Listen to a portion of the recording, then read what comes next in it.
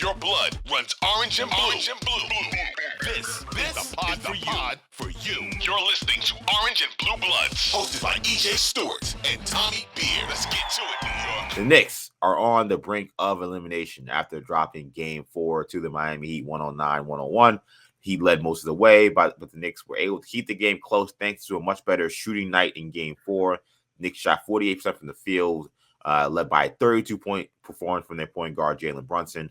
RJ Barrett added 24. Julius Randle added 20. But the Knicks were plagued by fouls, turnovers, and offensive rebounds in the fourth quarter. The Knicks were beat to loose balls all night. They gave up 7 offensive rebounds in the fourth quarter alone.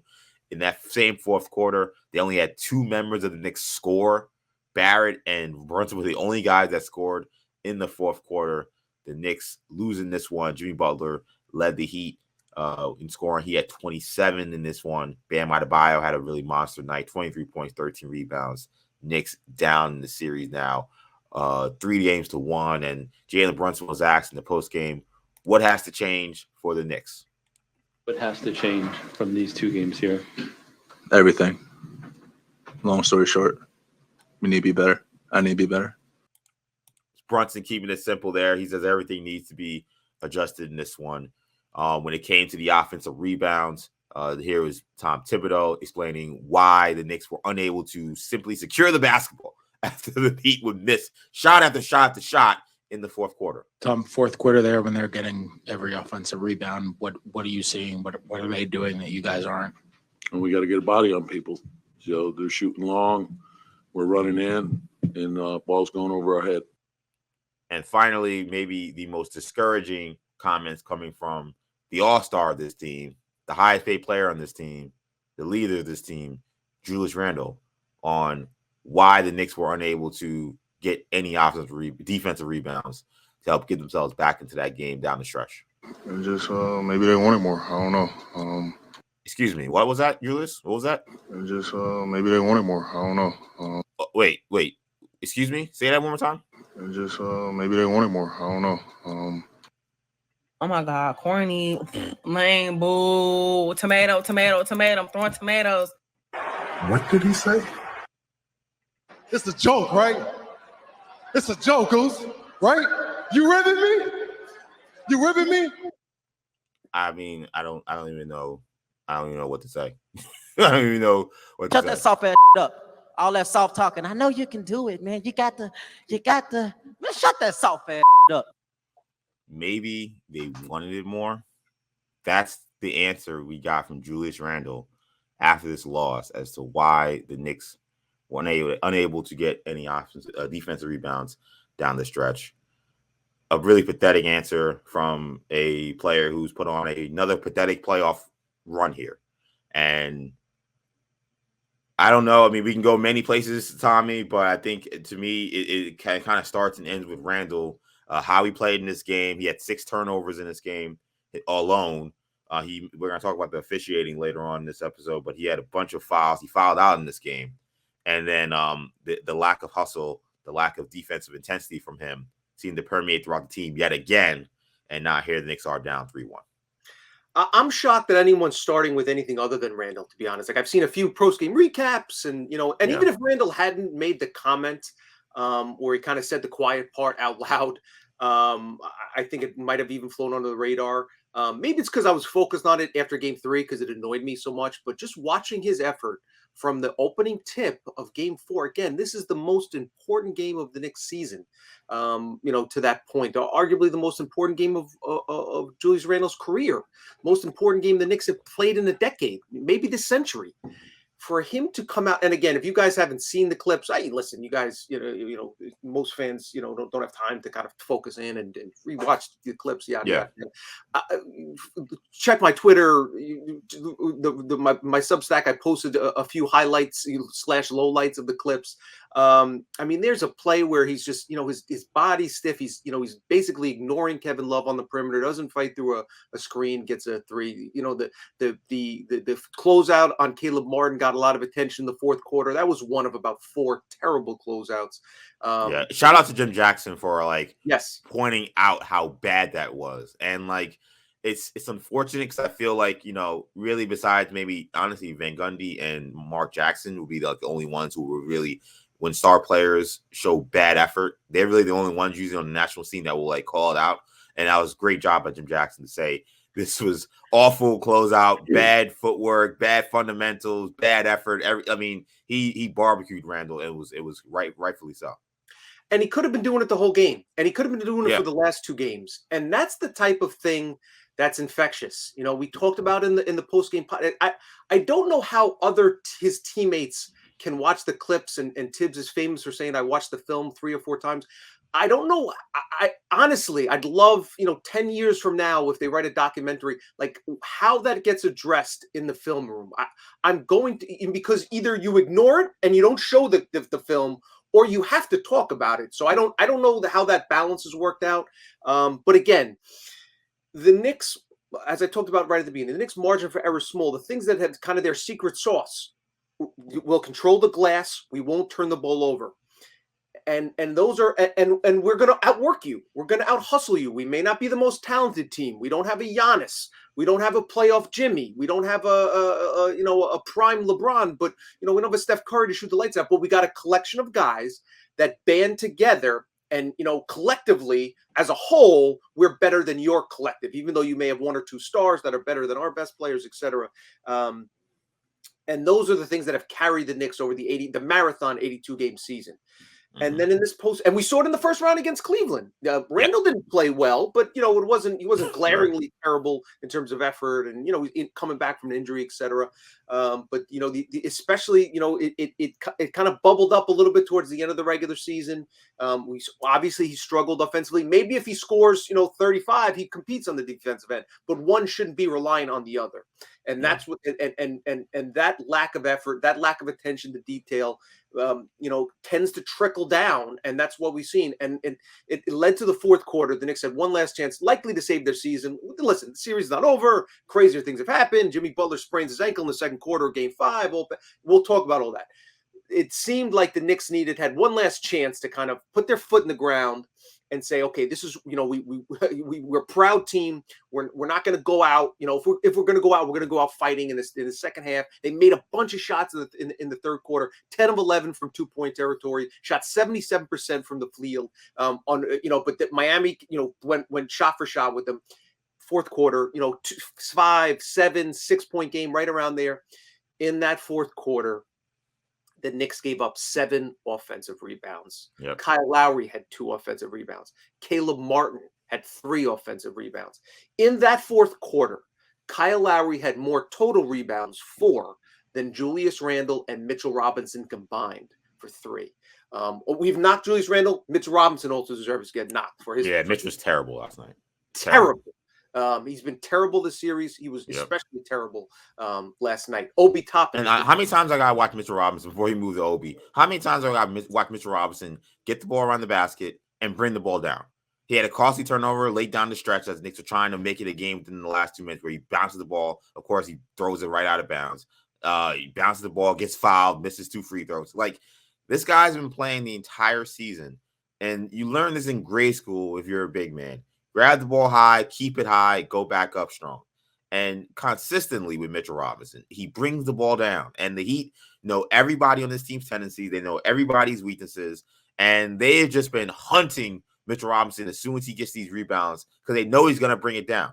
And he had several moments in this game that I thought were almost momentum changing. And the last one kind of sealed the loss, where he gets the ball, whether it be a rebound, whether it be a pass from someone else. And instead of just keeping the ball high and going up strong because he's 7'1", he's bringing the ball down, making himself 6'1". I don't know how you can get to game whatever this is, 90 of the season, 92 of the season, whatever it is, and we're still talking about this being a problem for Mitch.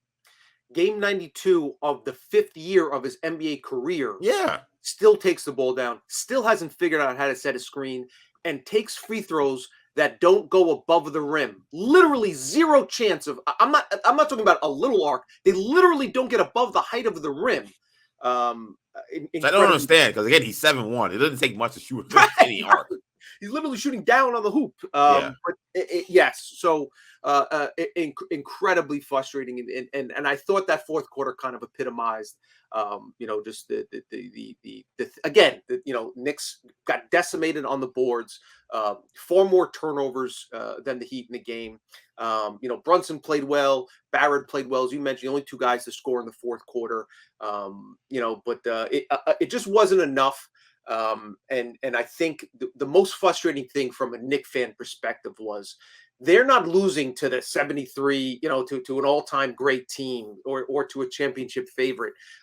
They've lost the fourth quarter. They actually won that quarter, 2019. They lost 7 of the other 8 quarters of the 2 games played Miami. They've been thoroughly outplayed, out-hustled, outworked, out-competed. And that's the thing that you can, especially from a Knick fan base that came of age, that cut its teeth with, that heard about the 70s Knicks, the 90s Knicks, even the Spreewell, Houston, Canby guys. There's the effort and heart and intensity to not play with that and to get beat by the other team simply having more of that has to be crushing.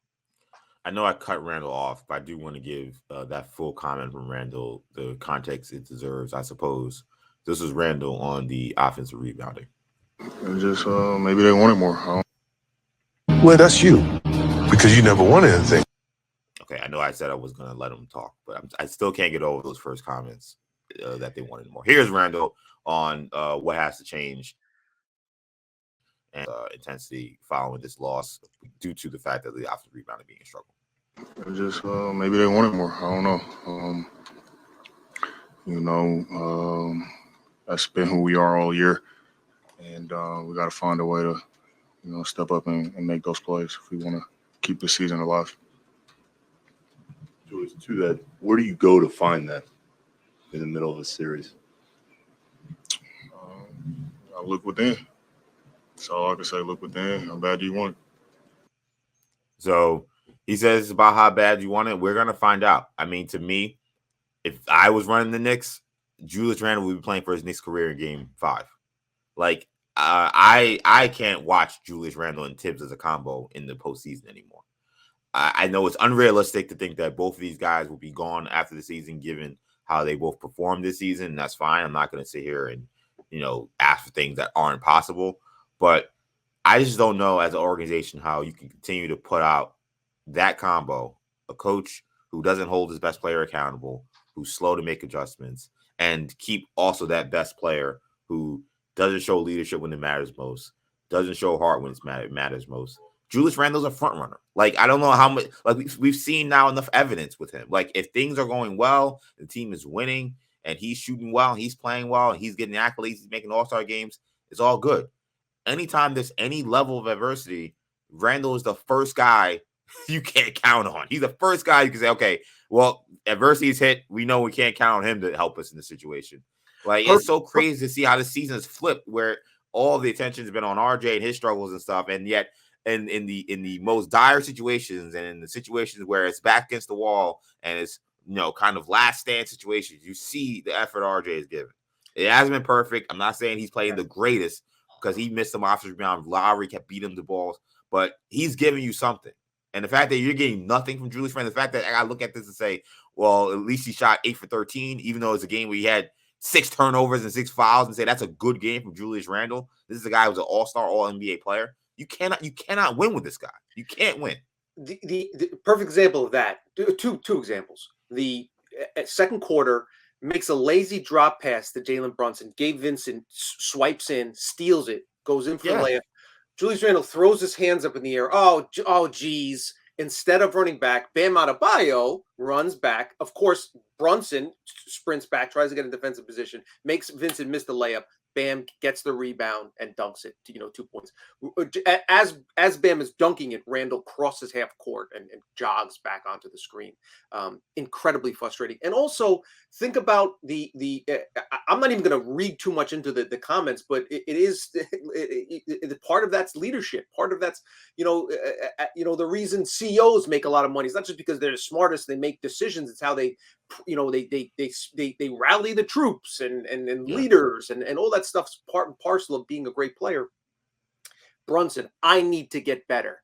This is on me. Even Mitchell Robinson has said, I have to play better. This is not who I am. They count on me to rebound. I need to do better. RJ Barrett, we need to show more effort. And Julius Randle, I haven't heard him say I need to step up.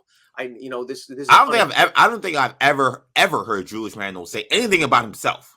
Anytime he's talked about this team or struggles this team's had in the 4 years he's been here, every time it's always been, well, I guess we got to do this, or I don't know, it's always that. And he's not the most loquacious guy in these press conferences, so he's not giving us a lot anyway. But I've rarely ever heard, I need to be better. I need to I've never heard him say that, ever. And I haven't heard, and obviously we haven't heard the coach say it. We haven't heard the coach say we need our leading scorer to be a force, and not just on the offensive end. We need our highest paid player to play with effort, to compete, to show. You think Riley would, wasn't the best coaches aren't afraid to tackle, the star. I mean, Phil Jackson routinely beats with Kobe Bryant and Shaquille O'Neal, and would eviscerate them in the media if he didn't think that they were playing up to their standards. But in this crazy, bizarre world that Tom Thibodeau has created, somehow Julius Randle, of all people, is above reproach. It's ridiculous. It's amazing that we're here in the second round, and likely it seems that a lot of the questions we'll have in the offseason were the same questions that we had going into the season. Can Tibbs and Randle coexist, and what's the ceiling of the team? And it is wild that the fact that we've circled all the way back here. But in some ways, I think we're here in part because of the success. I almost think like if this was a team that was like a 7th or 8th seed, and they played in the first round and they lost, you say, all right, well, we didn't expect much from these guys anyway, so I guess job well done, meeting expectations. But when you see the ceiling this team does have be a lot higher than maybe you expected going into the season, now you feel like you can't afford to have this combo in the biggest spots against the best coaching staffs, against the best teams. You're never gonna win with a Tibbs Randle combo against Eric Spoelstra in the Heat. You're not gonna do it against Sixers. You're not gonna do it against Celtics. He's too good when you get to this point in the season. And we likely wouldn't have gotten here if they found Jalen Brunson. Like they landed in their lap. They finally those guys had almost nothing to do with them getting here. Yep. Like Randle didn't definitely. I mean, you want to give Tibbs some credit. He outcoached bigger staff, but Randle had nothing to do with why the Knicks got to the second round of the playoffs.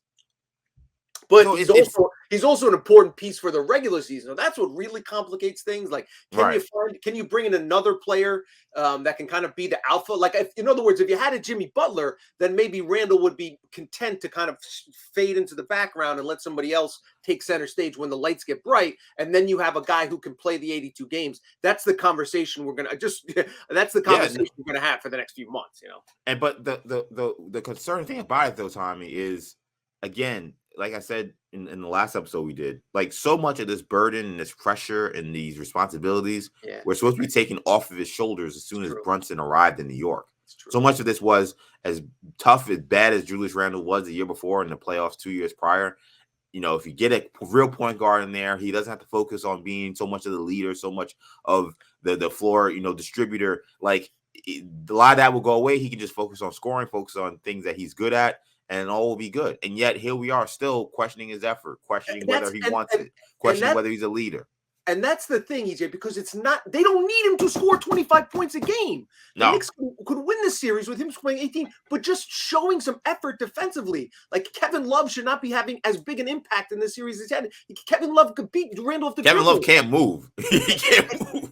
So those are the type of things that, again, they have some other pieces in place. So if Randle just did his part and accepted his role as a if he just, and he has the physical tools to do it. That's the other frustrating thing. You see his physicality, and when he wants to get after guys defensively and rebound and really make an effort, he can make an impact, but he just picks and chooses the times to do it. And maybe he's struggling something. Now we got to go through all the stuff. Is he struggling with something emotionally? And I want to be. And I got to be honest, like Tommy, like I don't care. Like I care about him as a human being. If he's struggling with something, I don't care in regards to what it means for the Knicks, whether he's struggling with something. If he's struggling with something, I hope to God that he gets the help he needs and gets the support he needs. But that's gonna have to be somewhere else. Like we the Knicks have given him as much support, as much rope, as much leash, as much leeway as they possibly could during his time here. If there's still some kind of issue that they're dealing with, the team has to understand what's best for the team, what's best for the organization, and that they can't win with this guy. It doesn't matter what's going on with him if there is an issue. And we don't even know. Like, that's the thing. We keep giving him, well, maybe it's got to be something that's happening. Maybe he's just a front runner. Maybe he's just a bad leader. Like, there are plenty of NBA players who have played in this league, who are talented guys, who have made all-star games, who have made all-NBA teams, who you couldn't count on.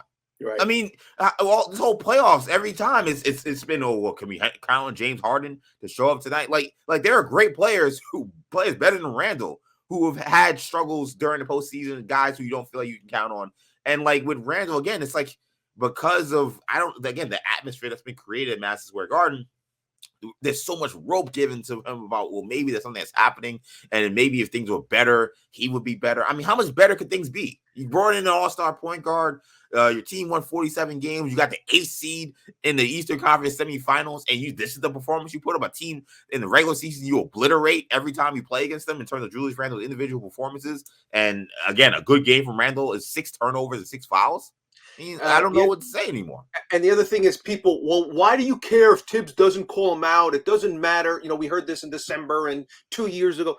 And it's because of things like this. It's because when push comes to shove in the most important games of the season, he needs to be called out for that lack of effort. But when you don't do it, and one other thing, I've heard the injury thing. You know, maybe his ankle doesn't allow him to close out. He seems fine on the offensive end. He seems to have that explosion, and he dunks and gets the basket. So I'll just say we saw a monster dunk in this game. We saw him shoot a turnaround fadeaway from the left wing in the first quarter. I don't want to hear about his ankle when it comes to this. If he's going to play the way he's been playing offensively, he has no problem running into people. Like he's taking all this contact. He had like 4 offensive fouls in this game. I mean, he had no problem, running through people and getting back up totally fine. So you can't give 100% effort on offense and give 20% effort on defense, which is essentially what the Knicks have gotten from him. I will say, I felt like this was an interesting game because the Knicks finally started making shots, and then the rebounding failed them. The defense failed them in certain key points. And then those are two hand in hand, because you could say, even though the Heat were missing shots in the fourth quarter, the Knicks were playing good defense, defensive possession ends with a rebound. So defense still failed them because they couldn't then secure a rebound. It was an interesting game because they did shoot the ball well. I kind of felt like this was a game where they actually did miss Emmanuel quickly. Deuce McBride came in that first half. Deuce McBride played really well given what you needed him to do. But I thought this is where Tibbs made maybe his biggest error in this game was he paired him with RJ Barrett and Josh Hart. And this floor spacing that the Knicks had and the pace that the Knicks had that led them to a 30-point first quarter just completely evaporated in that second quarter. It was the worst offensive score they had in this game. Might have been one of the worst they had in the series. They only scored 18 points in the second quarter. I thought that was a crucial mistake. He needed to ensure that he was out there without a Quentin Grimes or Jalen Brunson, and you just went small with those two guards. That was, I thought, a mistake here from Tibbs. And I will say, I think the Grimes switch did help in this one. He shot the ball pretty well. I think he shot 3 for 7 from 3. Shot looked pretty good. So despite some of that, he had some awful turnovers too, especially in the first quarter. He had some bad turnovers. He had some youth mistakes that continue to kind of plague him all season. But I thought that they did get the returns with him going into the starting lineup. But I thought Josh Hart, he looked a little out of gas. He was getting just beat clean on drives. That was a key. You mentioned Obi Toppin. I feel like he just disappeared after game one. Like game one, he had a good game when he started, and it's like he went back to the bench, and he's been a non-factor pretty much the rest of this series.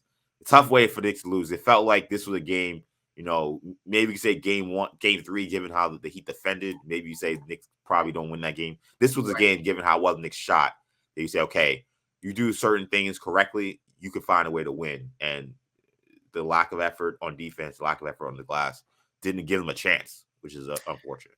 Yeah, the center combination has been a real strength for all season. Hardenstein, 2 points, 3 rebounds. He had 2 blocks. You can't always tell by his his stat sheet doesn't always reflect his impact. But we talked about Mitchell Robinson's struggles. Turnovers, missed shots, just wasn't as impactful as you need him to be. I thought Grimes, made his first 3. I would have liked to feed them more. I said pregame I wanted 10 3-pointers. He got to 7 with a couple extra 3-pointers. I think it just Because again, it's not just there was a play where he was open and Randle faked the pass to him, and the defense has to respect that, and Randle drove in for a dunk. So those are the things that again they kind of, they're like body punches, jabs to the body. It wears down the defense because it stretches, and it just creates additional space, which makes Brunson's job easier and Randle's job easier. So I would like to see that going forward in Game 5. But yeah, ultimately, and obviously, tip of the hat to the Heat. We talked about the Knicks centers. Bam was great, 23 and 13. Jimmy Butler doing Jimmy Butler things, 27, 10 and 6. And Kyle Lowry, looked like a corpse during the regular season. Basically since Miami signed them, has been an immensely impactful player in this postseason. And the Miami Heat bench badly outplaying the Knicks has been arguably as big a factor as any. Yeah, and the fact that they're doing that without Oladipo, without Tyler Hero in the series, it speaks to just how much Knicks are being outplayed in this one. So Knicks lose 109-101. Thanks for watching. If you enjoyed this video, please don't forget to give it a thumbs up and subscribe to our channel for more content like this. If you want to see more of our videos, be sure to check out our playlist and let us know what you think in the comments below. Also, don't forget to follow us on social media to stay up to date on our latest podcast ventures. Links will be in the descriptions. And as always, thanks for watching, and we will see you in our next video.